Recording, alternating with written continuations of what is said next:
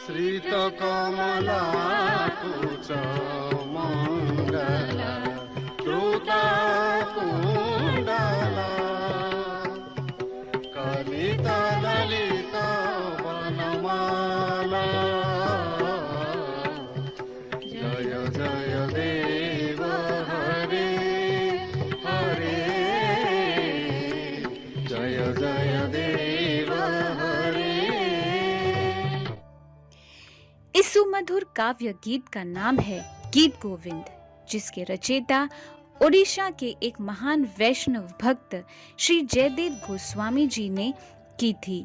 और इस मनोरम रचना से उन्होंने उस समय के समाज को राधा कृष्ण के रसयुक्त लीलाओं की भावुकता को समझाने का प्रयास किया था। गीत गोविंद काव्य एक ऐसा काव्य है जिसमें एक ओर तो प्रत्यक्ष रूप से राधा कृष्ण की प्रेम लीलाओं का नाटकीय प्रस्तुतिकरण है, लेकिन ये गहराई से परमात्मा के साक्षात्कार के लिए स्वयं को उनकी सेवा में लीन कर देने का भाव प्रकट करता है। यह विशेष तौर पर भगवान जगन्नाथ जी के मंदिर में जगन्नाथ जी को रात्रि पूजन के दौरान गाया जाता है, जिसके पीछे की कहानी कुछ ऐसी है। भगवान श्री जगन्नाथ जी अपने भक्तों के साथ अनोखी लीलाएं करते हैं। आज की कहानी ऐसी ही एक लीला को दर्शाती है। ये उस समय की बात है जब पूरे उड़ीसा में गीत गोविंद काफी प्रसिद्ध और लोकप्रिय था। पुरी के समीप स्थित एक छोटे से गांव में पद्मा नामक एक माली की लड़की इस गीत को गाने में बड़ी ही कुशल थी। एक दिन वे अपने बगीचे से बैंगन को तोड़ते हुए गीत गोविंद को बड़ी ही मधुरता से गाने लगी। पुरी के जगन्नाथ जी ने जब इस गीत को सुना तो वे इस गीत की ओर खींचे चले जाने लगे और यहाँ तक कि वे अपने मंदिर को छोड़कर देखते ही देखते इस बैंगन के बगीचे में आ पहुंचे।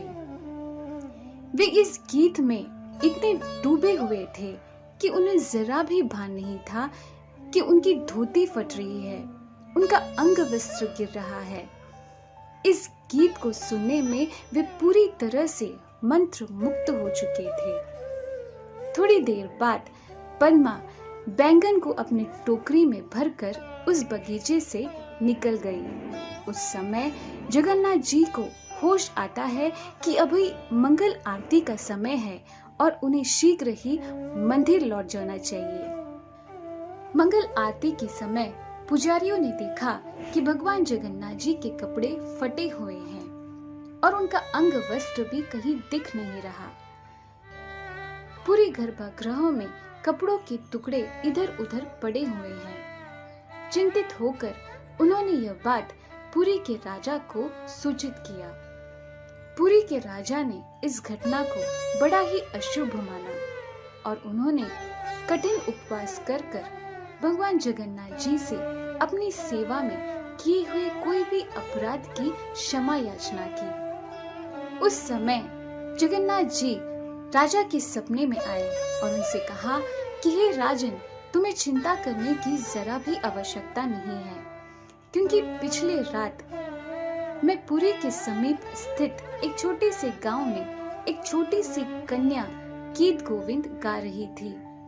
गीत गोविंद जो मेरा प्रिय भक्त जयदेव गोस्वामी जी की रचना है, मुझे बड़ा ही प्रिय है। इसी कारण जब मैंने ये गीत को सुना तो मैं मंत्रमुग्ध होकर मंदिर छोड़कर इस बैंगन के बगीचे में जा पहुंचा, जहाँ पे ये छोटी सी कन्या गीत गोविंद गा रही थी। मैं इस गीत में इतना लीन हो चुका था कि मुझे जरा भी होश नहीं रहा कि इन बैंगन के पौधे के कांटों से मेरे कपड़े फट रहे हैं, मेरा अंग वस्त्र गिर रहा है। इसलिए मैं तुम्हें निवेदन करता हूँ कि तुम इस गांव में जाकर इस छोटी सी कन्या से विनती करो कि वे प्रतिदिन मुझे शयन के समय गीत गोविंद सुनाए। राजा ने शीघ्र ही अपने सैनिकों को इस कन्या की खोज में भेजा। जब राजा के सैनिक बैंगन के बगीचे में पहुंचे तो उन्होंने देखा कि पौधों के कांटों में जगन्नाथ जी के कपड़ों के टुकड़े फंसे हुए हैं। उन्होंने ये बात राजा को बताई। राजा स्वयं पद्मा के घर पर पहुंचे और उन्होंने पूरी कहानी पद्मा को बताई।